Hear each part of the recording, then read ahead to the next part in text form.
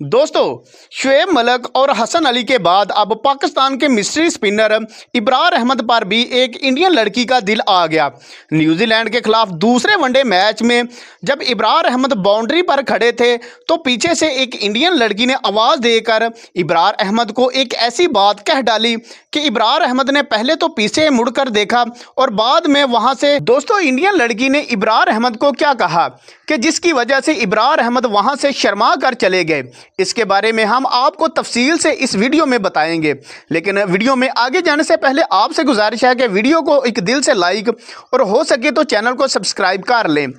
दोस्तों, जैसा कि आपको मालूम है कि आईसीसी चैंपियन ट्रॉफी के दरमियान जब पाक भारत मैच हुआ था तो इब्रार अहमद ने एक आउटस्टैंडिंग बॉल करवाते हुए शुभमन गिल को बोल्ड कर दिया था, जिसके बाद इब्रार अहमद ने अपनी गर्दन को हिलाते हुए शुभमन गिल को बाहर जाने का इशारा किया था, जिसके बाद इंडियन मीडिया गुस्से से पागल हो गया था, जबकि इंडियन शायकीन क्रिकेट भी इब्रार अहमद को बुरा भला कहने शुरू हो गए थे।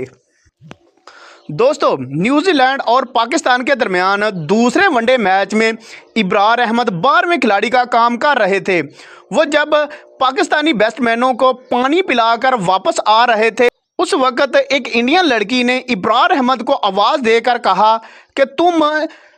आईसीसी चैंपियन ट्रॉफी के दरमियान अपनी गर्दन से इशारा करके शुभमन गिल को क्या कह रहे थे। तो जवाब में इब्रार अहमद ने कहा कि मैं शुभमन गिल को बाहर जाने का इशारा कर रहा था।